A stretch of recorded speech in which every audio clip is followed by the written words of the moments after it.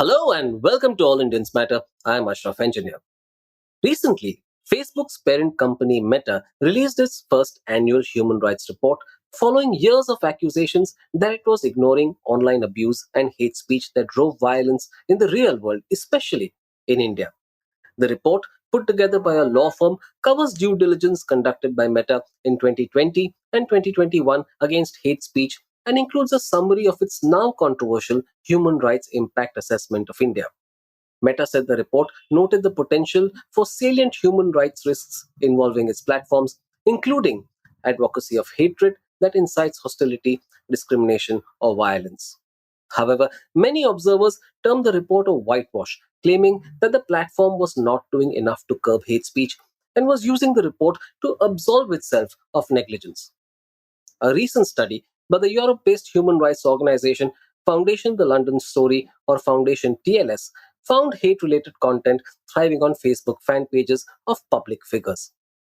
There were significant spikes of activity on these pages, especially around calls for violence and genocidal statements made by these public figures.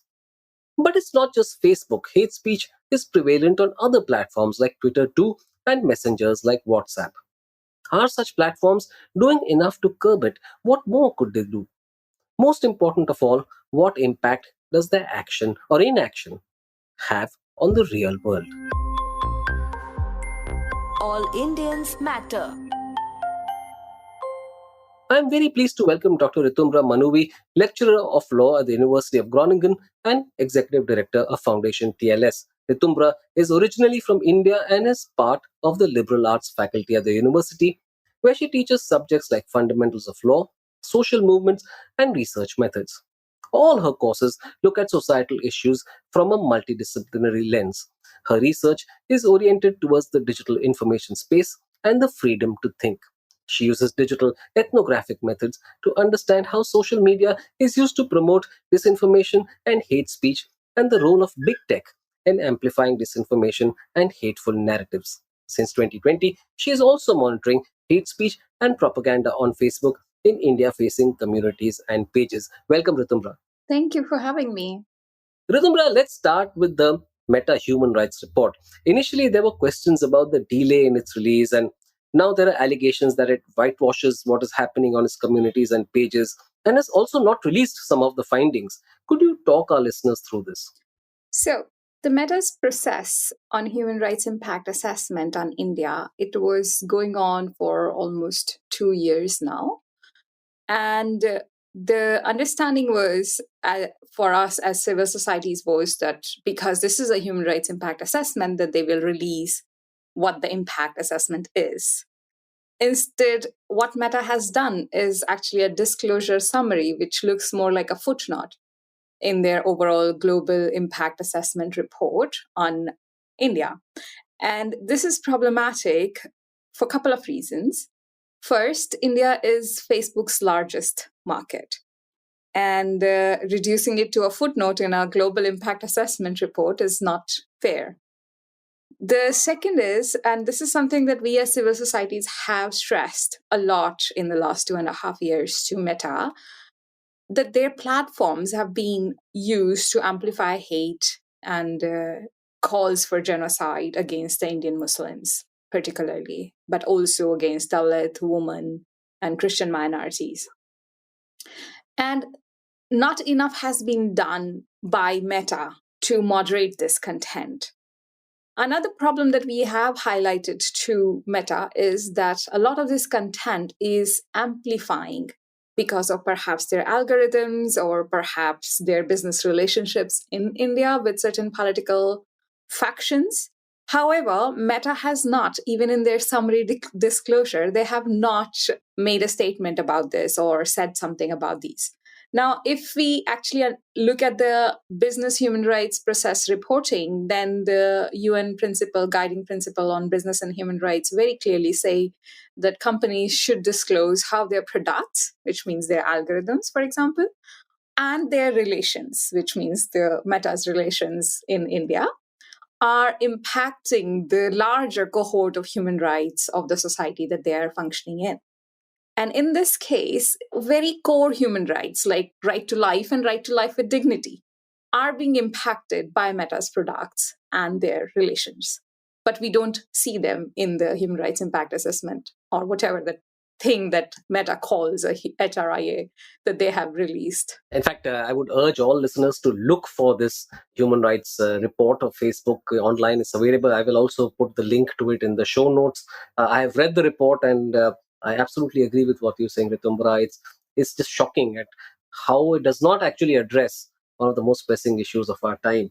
And you talk about relationships with certain political factions and all that. Should we just name them? I think we're talking about the BJP or the Bharatiya Janata Party, and Facebook also actually was under a cloud earlier. We all know about the Cambridge Analytica reports and the role it played in the Indian election, but that's another discussion altogether.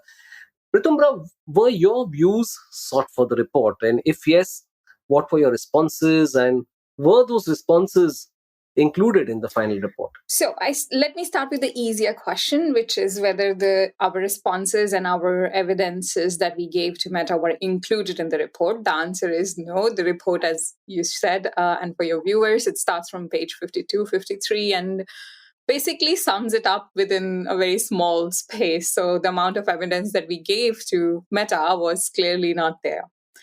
You can find that evidence, although, in our report, which we also released on the same day, and it is there on our website. I'll let your viewers know at the end about that.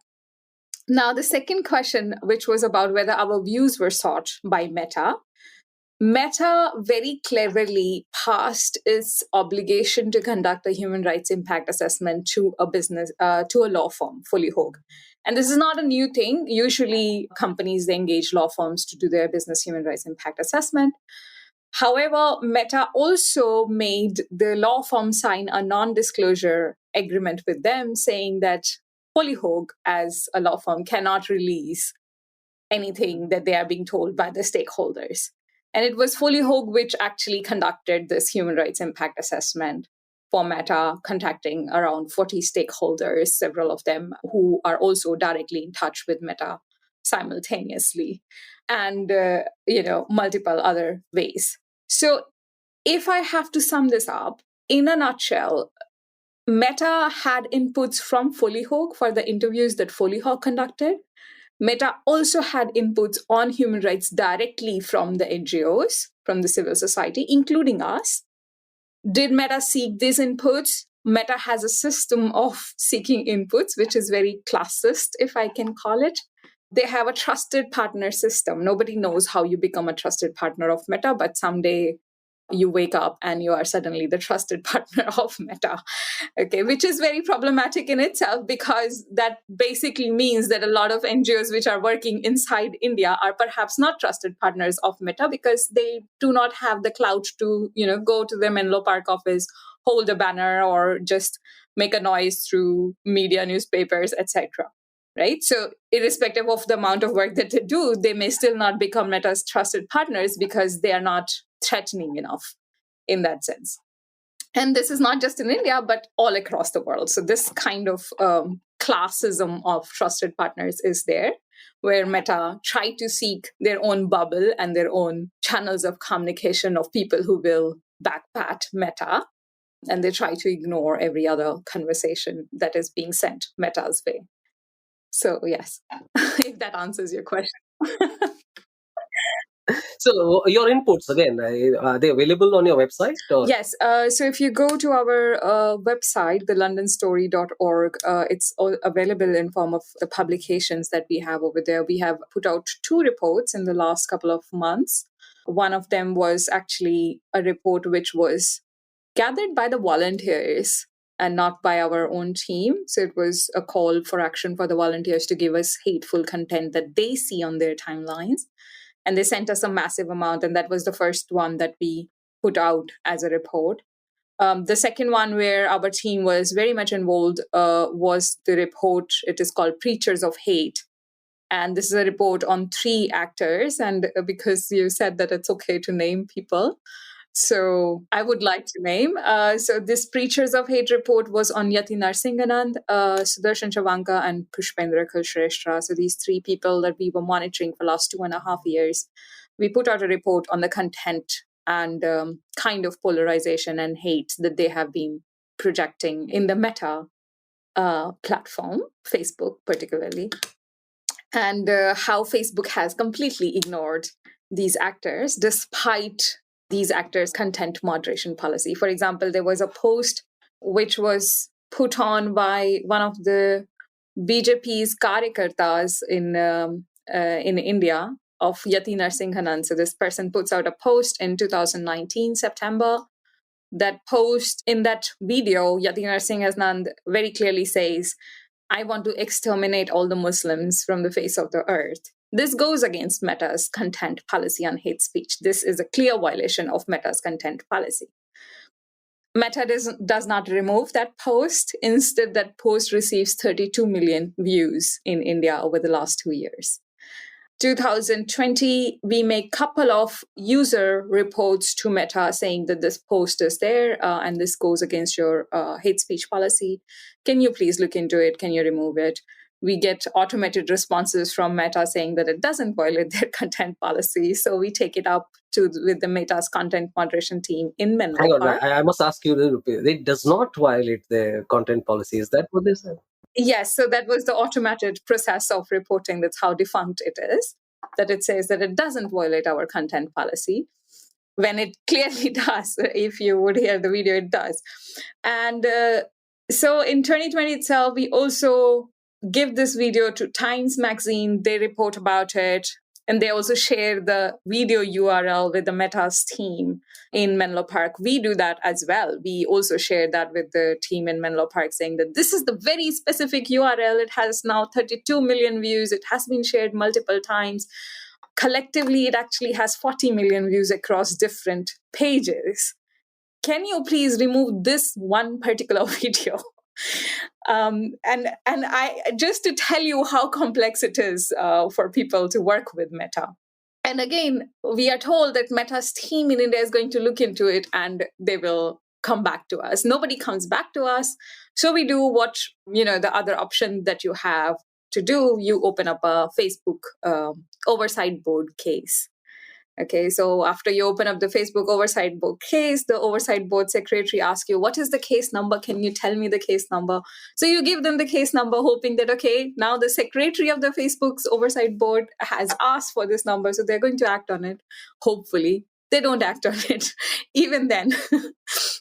And all this while, the video is playing, garnering views. Yeah, the video is going on. It's creating the factions in the society. And this is also the time, you have to remember this, that in December, when the Haridwar hate speech assembly happened, it was simultaneously going on, this negotiation with Meta saying that, can you please take care of this one person, Yatin Narsinghanan, and take his videos down. We are giving you all the URLs that you need to take down. We have done the hard work. We have watched through the videos. We can tell you the timestamps where he's saying things which are hateful and goes against your content policy. And you're not doing this, right? Instead, you're giving him eyeballs. You're giving him more popularity, right? And we have seen what happened during the Haridwar hate assembly, Dharma Sansad. And I think this is completely something which we can relate to.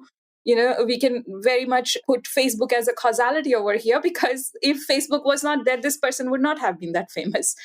And Facebook still doesn't do that. We tell them specifically that there are court cases against this person for being misogynist, on hate speech, etc. Facebook still doesn't do anything. So that is the level of collusion or impunity that Facebook enjoys in these matters.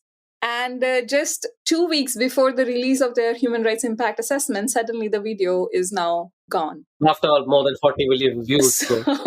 So we find it very, very laughable that, okay, now because you have to release your first human rights impact assessment, you do a PR saving crisis, face saving crisis, and you remove a video which was one of the largest viewed videos of from India of hate speech that I have come across. And you say, hey, by the way, we did remove that video now, but not for all the time that it kept getting traction. So yeah, interesting. Ritubra, in light of what you've told me, my next question seems almost redundant, but I'll ask it anyway. What do you make of Meta's claim that it, and I quote, has taken steps to expand its human rights stream, stop quote, and that it has, open quotes, significantly increased its India-related content moderation workforce and language support. Stop So quote. I think lies. I think we both had this huge grin as I read out the I'm question. sorry, but I don't buy that. I'm really, really sorry. I really don't buy that. And I'm laughing at it, but it's also because it's almost comical, the whole process of us telling Meta that your platforms are causing acute human rights crisis, and Meta just telling us, nah, nothing is happening. So you always almost feel like you have to laugh in the face of the calamity over here. Yeah, I mean, we both laughed, and it was ironic, really. I mean, it's just shocking the way Meta has gone about it. Yeah. So, and if I can quote Shivnath Thakural over here, so he says this in the public hearing that he had with the Delhi Peace and Harmony Committee last November, that they have a total of, I think, if I'm remembering it correctly, I think somewhere at around 50 minutes, he says that they have total team of 400 people in India, and that included everyone. And then when Raghav Chadha asked him further that does it mean that all that 400 also includes the content moderators, he did not have an answer to give to that, right? Over the last few months, we have also come to realization that a lot of content moderation of Meta is actually just outsourced to other companies, which means that Meta doesn't have any responsibility towards people who are watching through hateful contents, lynching contents, love jihad sort of content, really toxic content day in and day out, to tell Meta that this should be there or not on your platform, right? So that kind of safeguards, mental health safeguards, are not there for these people because they're not employees of Meta. They are some third-party employees, right? And I can tell you that this is very toxic content because me and my team, we have actually gone through this, and a lot of us have to deal with sort of like a post-traumatic stress because of the hateful content that we saw in a very short span of time. Other than that, Meta says very categorically that they are using language models to predict and, proactively remove content. Now, they also do an India disclosure report. They do not tell in that disclosure report that how much of this proactive content moderation was on hate speech or on, harmful to the dignity of the people, etc. So we don't know what is the breakdown of that content moderation. It could pretty much just be spam, or could just be flashy messages which are not allowed on Facebook's platform as well. So it could be anything. It could also be nudity. It could also be just random spam posts that you get that join Telegram groups and etc. So it could be anything. We don't know what this is. Okay. When you read the Meta's disclosure in India about how many action content that they have taken action to, those run in some hundreds, like content that people have, told Meta about or raised a concern about, and how many content they have taken action to, then those are a couple of hundreds, which is again unbelievable because I'm very sure that my team itself reports a couple of hundred contents every now and then to Meta. So if their content is only 600, then I'm very sure my team is not the only one doing the reporting. There's more people who are reporting to Meta, right? So these numbers that they tell us publicly that we have expanded, we have done this, we have done that, they don't actually match to the work that they're doing. Okay, and there's just a big discrepancy there. Then I think this another question that you asked me was on the language model itself, that they have a language classifier. So if I remember it correctly, the last time Meta's policy official told me that they are using Roberta models and BERT models, BERT-based models, language models. These are good models, but I work at a university, and fortunately or unfortunately, it's my university's linguistic team which created this model. So I get to know a little bit more about from my own colleagues that how good these models are. And the state of art in these models is not good enough to say that, okay, we are able to remove everything, that the model is able to recognize everything which is a hate speech, right? And for that, it is actually a long way. It is a long way, not just for Facebook, but also for, general sounds to reach that level of accuracy. So Facebook is not sitting with a magic wand, right? If scientists are not able to do it, then how is it that Facebook has something which nobody else has?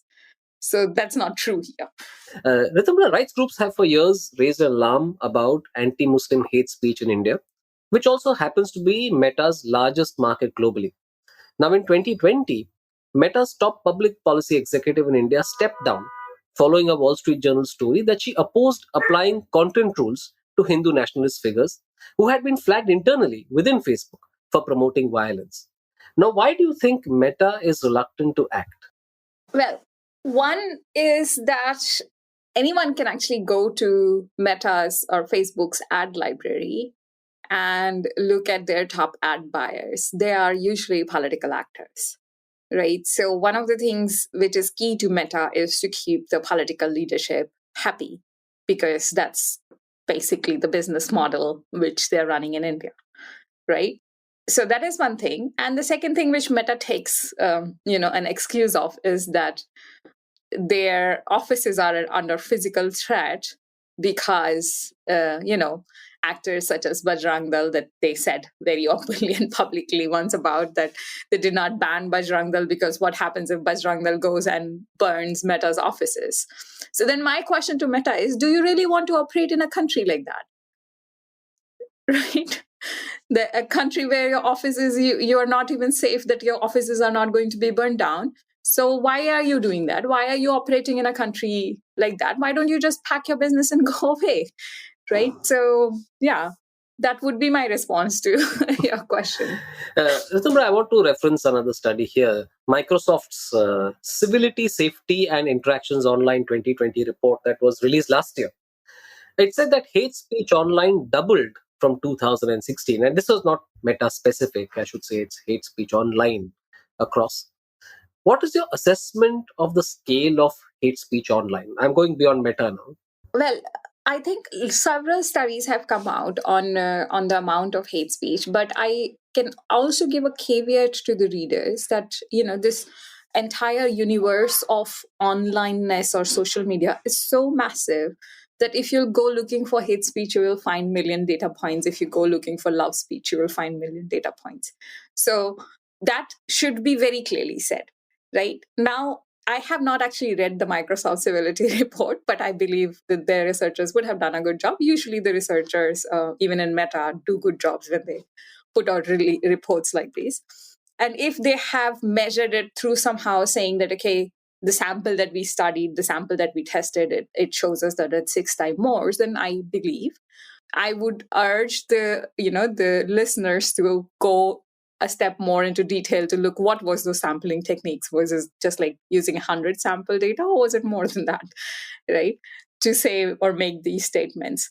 From our perspective, because we are specifically looking at hate speech and monitoring actors which are putting out hate content, we do see a rise. We also created a dashboard, and anyone who would like to access that dashboard, the dashboard is not publicly available, but if you like an access, you can drop us an email at info@thelondonstory.org, and we'll be happy to share the links and logging details with you.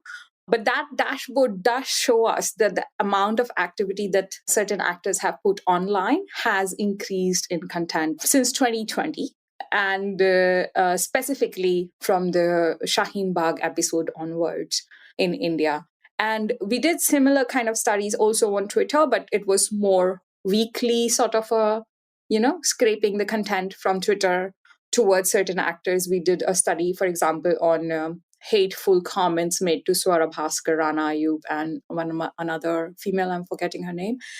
And just to see what kind of hateful comment and slang is projected towards them. And we found a lot. And I think a more recent study, which is a bit more thorough than what we did on Twitter, kind of shows that I think Rana, you've received somewhere like 100 million hateful messages in last 2 years or something. I think I read 80 million somewhere, but you probably million, have a better sense of that. Yeah. So it's quite massive in that sense. And it's also very misogynistic. It's not just about, hating her for being a Muslim, but it's also about because she's a woman, that's why she's a bigger target. And threats. I mean, these are serious threats. Rape, yes, death, indeed. etc. Yeah. Yes, indeed, and that is the unfair nature of this online world that is there. But what do you want? You want the woman to disappear from there? That's not going to happen, as well. I hope. So yeah, I don't think so. I think I don't know her personally. I hope to know her someday, but I don't know her personally. But from all accounts and judging from her posts, she's an extremely gritty and yeah, brave person. definitely I very don't think brave she's going to to disappear. be, facing all that kind of threat day in and day out. So yes. Let's talk about the Foundation TLS study, Preachers of Hate, documenting hate speech on Facebook India, which you referenced earlier too in our conversation. Could you give us a sense of how Facebook is used to promote hate? Now, you've given us a broad view of it, but I'm talking about brass tacks here. So in our view, and we make it very clear in the Preachers of Hate, that the communal violence in India is not a new thing. It has always been there, and we have to start from that point of acceptance that yes, the communal frictions or fractures have always been there in our Indian society. Now, if you look at some of the previous work which has been done by people like Paul Ross and other Indic scholars who have actually studied communal violence in India, including Wilson and Varshney, then they bring out this argument that the process of violence or creation of violence is a bit more institutionalized in India, wherein it's not just about an event of violence happening or some mad actors going and randomly creating violence, but it's a bit more institutionalized in the sense that riots happen to serve a political purpose, and that political purpose, we all know, serve one certain political party more than it does other parties, right? And this is not just me saying, there has been a lot of studies which has been there. Now, what does this mean? This means that for the violence to occur, there has to be actors who are going to mobilize. Yeah, earlier there used to be political actors mobilizing through chanda collection and going door to door and doing talking to you to come join RSS and why you should join, but then steadily gradually making you move towards more radical side of the things, right? Indicting you in Bajrang Dal when you are grown of age and stuffs like that. This has accelerated through the platform. Now the platform has given a place of solidarity and place of mobilization to these actors, right? So now they don't have to go door to door and spend time. They can just put out a post. They can just create a Facebook Live and connect with millions of their followers or thousands of their followers, right? And that's a complete paradigm shift. It has actually given a weapon for these people to come and mobilize. And that is also something that we basically show in our study. So it's not just about direct call for violence, but actually mobilizing the Indian youth to think, do, act in certain manner. Utamka, could you give us some instances of how hate speech in the real world coincided with spikes in activity on pages that supported these individuals? You already talked about Yati Narsinghanam, but also instances of how such activity online resulted also in, let's say, violence or disturbances in the real world. So, both ways. Yeah, so I can actually, and it's very interesting. So there was this one time when there was in I think somewhere in Rajasthan that there was a case of love jihad, which came in some local newspapers, and I would tell you that this case was not even covered properly by the Indian media of that time. However, what we found was that on Facebook, there were Facebook Live, which was also how I found it was because I looked for Love Jihad and I saw a video which had like 2.6 million views. And in this video, Karni Sena chief, he was asking for Karni Sena members to come and assemble at that village. Okay. He gave the pictures of the boy and the girl who were essentially they eloped per the narrative of the Karni Sena chief, and the Muslim men should be taught a lesson so that they do not look at Hindu women. So all that narrative trope was there in that video, and he was really instigating people to come join them, and they're going to take a bus and go to this village to get the girl back to their parents. And they were also making this trope of how this girl is misbehaving and she should be brought back home because who cares about free will, right? And the entire narrative was going on, and it is a very long video, almost like a 1 hour video, where he's on Facebook Live and he's doing this. And when I looked into the newspaper, there were actual mobs which assembled in that village. And the police has to intervene to basically send them back home and say that don't do this. And this mob is not just local mob, but it's actually coming from other places, from Himachal Pradesh, from Uttarakhand, and other region. Then another thing, which is again, sorry, to do with Yati Narsinganand. If you remember the time when that Muslim child was beaten in his temple, and massive Indian controversy came up to it. During that controversy, there were multiple Facebook lives done by people like Pinky Sharma, I think his name is. He's seen quite often with Yati Narsinganand. Yash Raj Hindu, Updesh Rana, asking their followers to come and join Yati Narsinganand Maharaj, as they call him, in the Dasna temple. And this actually led to people assembling in Dasna temple in support of Yati Narsinganand. So, so I see these activities and then their actual translation and manifestation on the ground. And it's very obvious to us that these things are happening in India, and what prevents these mobs to actually come and lynch. Fine. In the case of that love jihad couple, the police came and intervened and they perhaps were protected. Right. But what happens if there is no police intervention? Right. I think the person you're referring to is Pinky Chaudhary and not Pinky Sharma. Pinky Chaudhary, yes. Yeah. Sorry. Yeah. Yes. So I'm going to again ask you about allegations of Facebook's favoritism towards the BJP. You've mentioned some of it. Could you give us some other examples? Yeah, so I think a few of the things, for example, actors like Raja, which was taken off quite after quite a long delay, despite his hate speech. I don't know what exactly his hate speech was because I don't speak the same language, so I'm sorry. I can't make a meaningful contribution there. But even in case of, for example, Kapil Mishra, why is he there on the Facebook? Because he has been inciting violence through out-and-out hate speech for a long time. Why is ideologue like Pushpendra Kulshreshtha there on the Facebook, right? And then if you look at some of the whistleblowing reports, these are quite interesting. For example, Sophie Zhang, and I'm going to have a talk with her just after this conversation, actually. She identified 5 different networks of trolls during election time in India. Right. And they were associated to the political party of Congress, AAP, and BJP. Right. And somehow Facebook declined to act on it, despite them having a coordinated inauthentic behavior for which Facebook has a policy. Right. It's really hard to say why Facebook fails to act. And it is also in some ways very hard to say that are they just protecting their own business interest, which is kind of married to their political interest in India, like for most people is. Yeah. So yeah, I think also I should just tell listeners that when you mentioned Sophie Sang, she's actually one of the most prominent whistleblowers on Facebook when it came to hate speech on its platform. So Ritum, we've talked a lot about the way hate speech is propagated, the kind of hate speech that exists on the platform.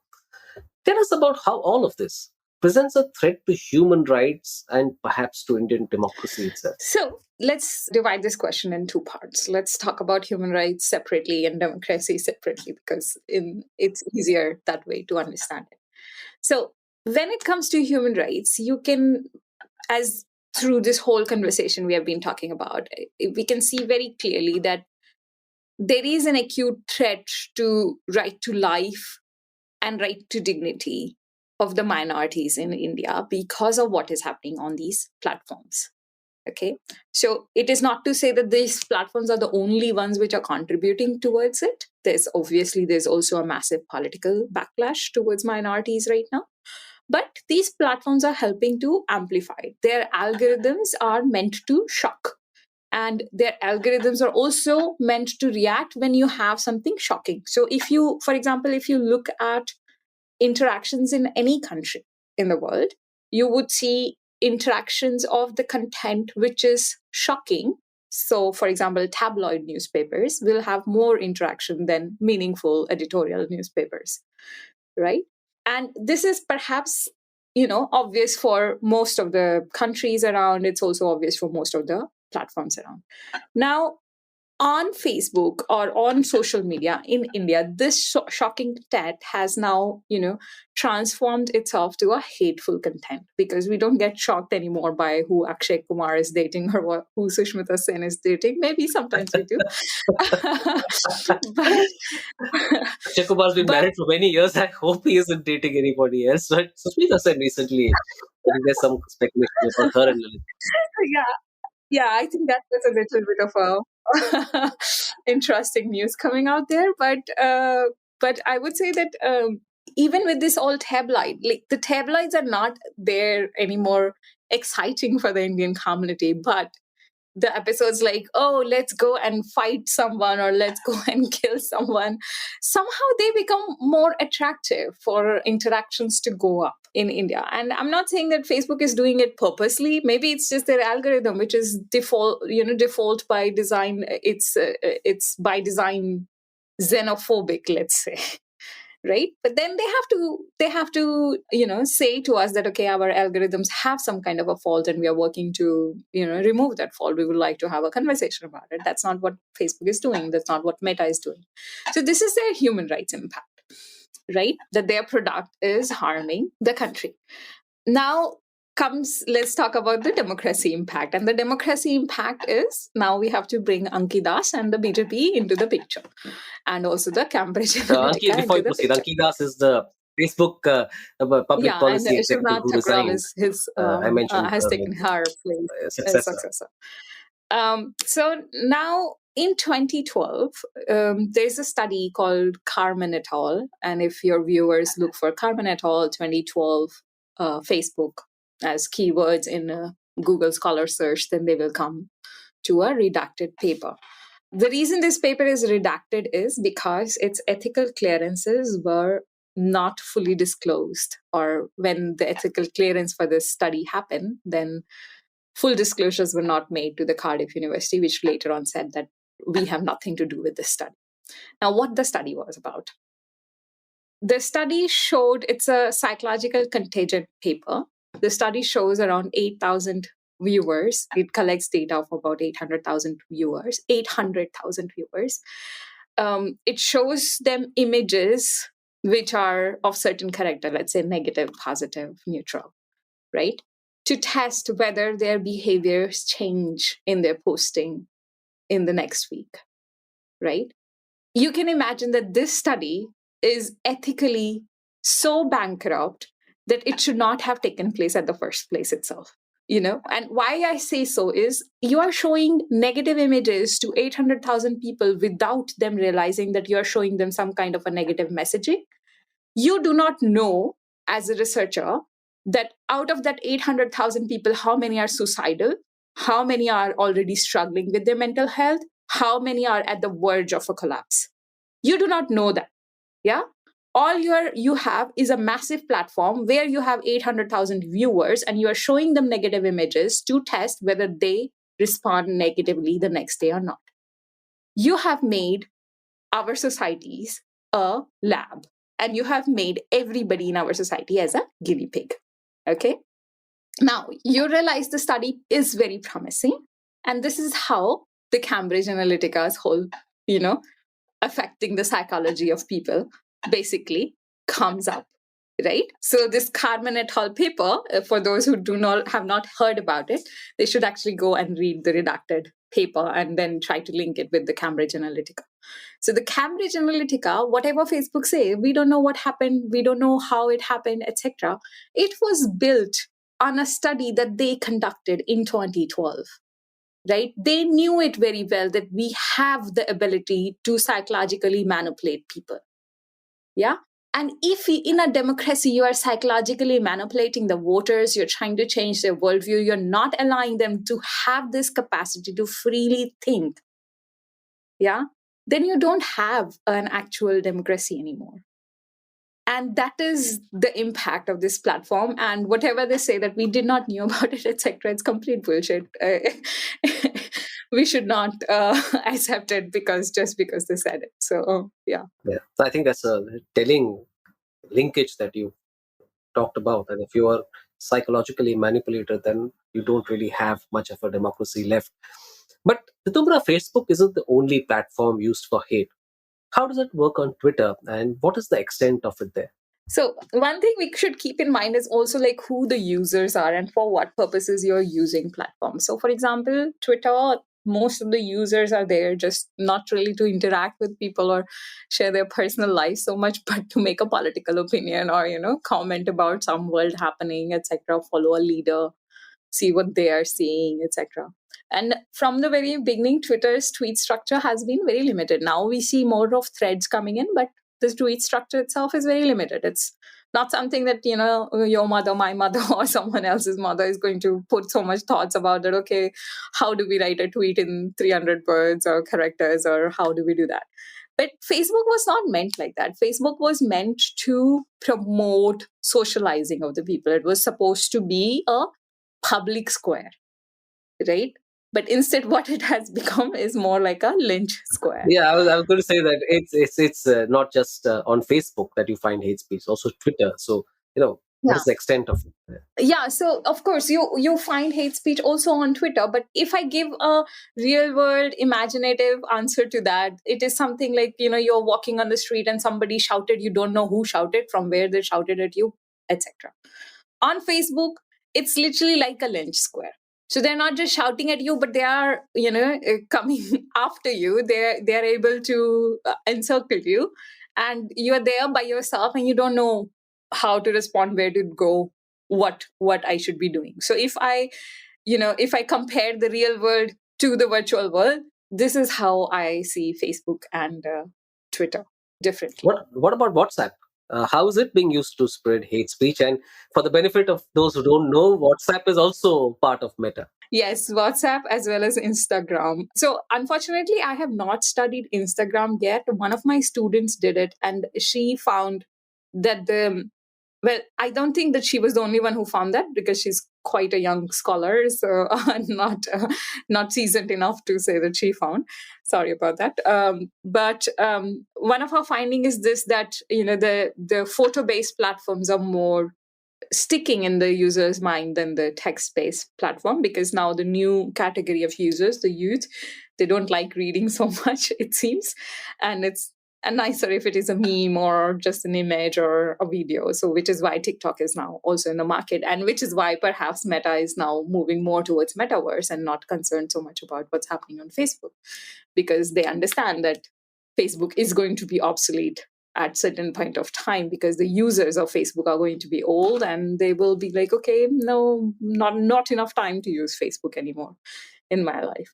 For the WhatsApp, that is not like any of these platforms. That's actually your messaging system. And I think for that, I would really say that, Ashraf, you need to talk to Kiran Garimela, one of my colleagues who from Rutgers, who did a study on WhatsApp, and whose study basically gave us the evidence that there is a massive amount of xenophobic content and othering content on WhatsApp against Indian Muslims. Sure. I think once we are done with this conversation, I'm going to ask you to introduce me to him. Yes, absolutely. But that's a very good study as well. Very Sure. detailed. Yeah. Sure. So before I come to the citizens, I mean, what sort of code of conduct or regulation would you like to see in India to curb hate speech on digital platforms? So this is a very difficult question, because anything that has to curb hate speech in India can also essentially go the majoritarian way, because it can curb the free speech in India.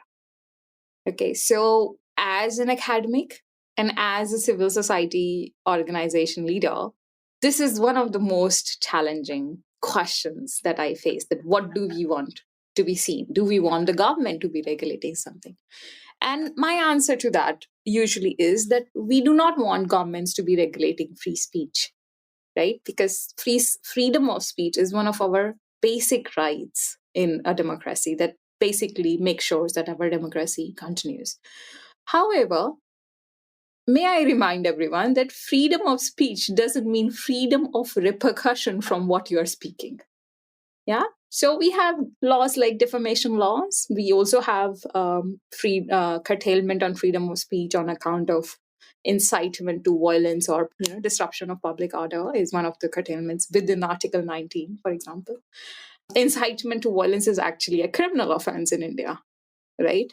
And India is also signatory to Genocide Convention, which says incitement to genocide is also a genocide and should be punished as such, right? So what I want the system to be doing then is taking these criminal offenses seriously, right? So instead of saying that let's have more regulation to cut down free speech, I would rather like to see the criminal, provision which says incitement to violence is a crime to be taken care of, right? I think that's actually a frequent problem with many things in India, where you have laws that already exist for the problem, but just simply not applied or not applied well.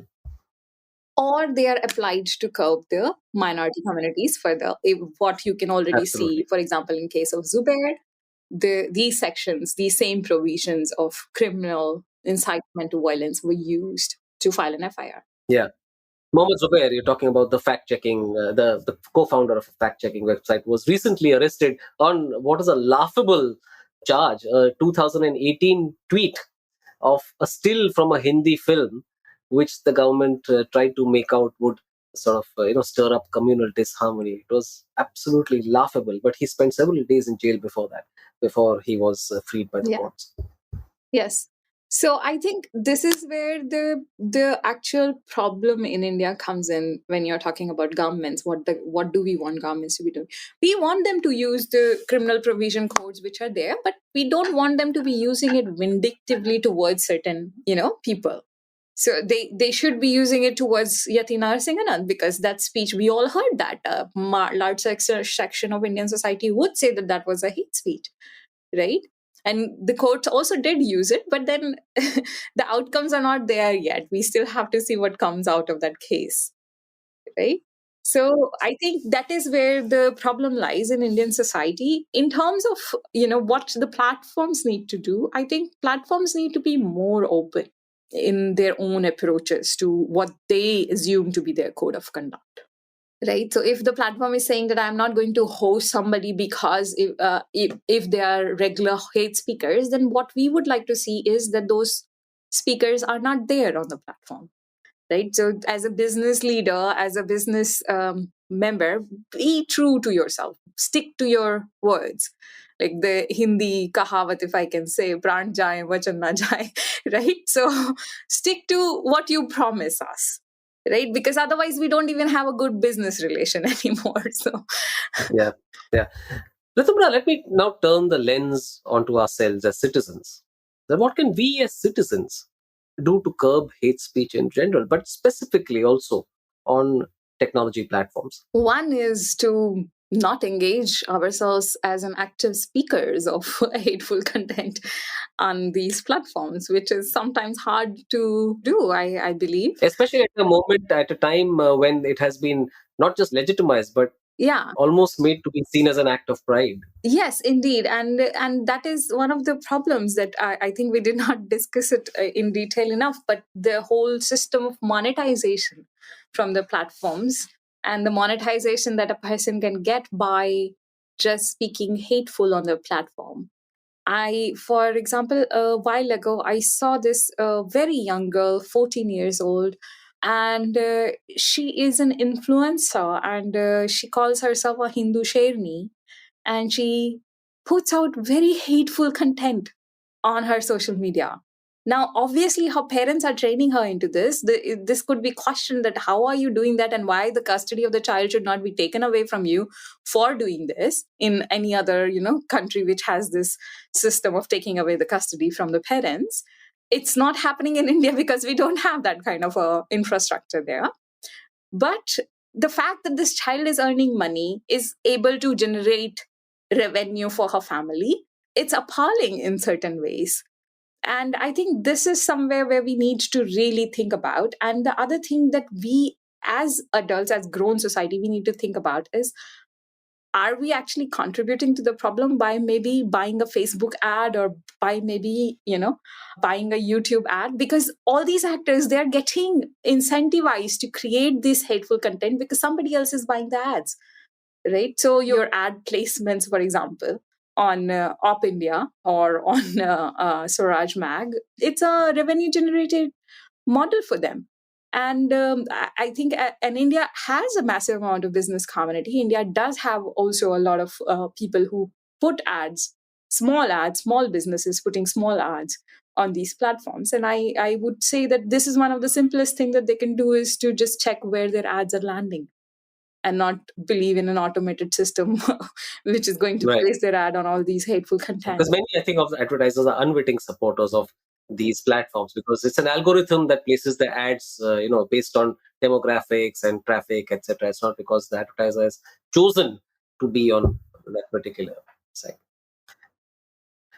So, Ritumbra, tell us about your work and also Foundation TLS. So, Foundation TLS, it's a diaspora-led organization, and it came into existence just 2 years ago when we decided that we need to have some kind of, structure within European Union where we can also monitor what's happening in India.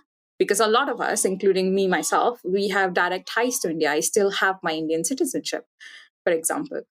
And what is happening in India is not something that we are very pleased about. So, as non-resident Indians, we do get scolded a lot about that you don't care about the country, but that's also not true. We do.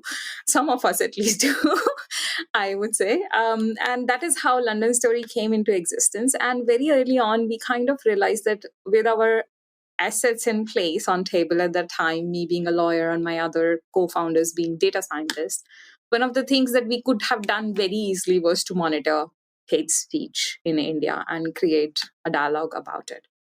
And that's how we ended up studying and monitoring hate speech in India. And I think since then, we are able to make at least some impact on these conversations, if not a lot. My apologies for that, but we will try our best, right? And the other thing is that we are not so much scared of the Indian government like most other people might be when they're in India, because the government is not going to come and arrest us here. And if they do, then yeah, sure, most welcome to. But until then, we will use our freedom of speech here. So, Ritumra, here's a question I ask all my guests at the end of the show. Mm-hmm. Why do you do this work? For the love of the country, I would say. Yeah, I think it is very much for me and my organization. It's very much driven by this strong belief in the democratic process of our country and in the institutions of our country, and the fact that we do not want these institutions to decay as they are under the current government, and that is why we are doing what we are doing. Ritumbra, I can't thank you enough for this enlightening conversation on a very serious and divisive issue. How it pans out will have consequences on us as a nation. And I don't think I'm exaggerating when I say also on internal security and harmony. Yes, indeed. Thank you. Thanks a lot for having me.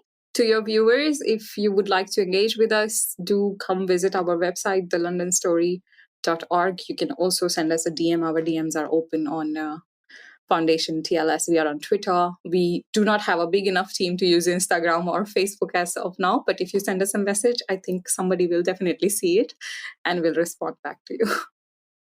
Thank you all for listening. Please visit allindiansmatter.in, that's ALLINDIANSMATTER.in, for more columns and audio podcasts. You can follow me on Twitter at Ashraf Engineer, that's ASHRAFENGINER, and All Indians Count, that's ALLINDIANSCOUNT.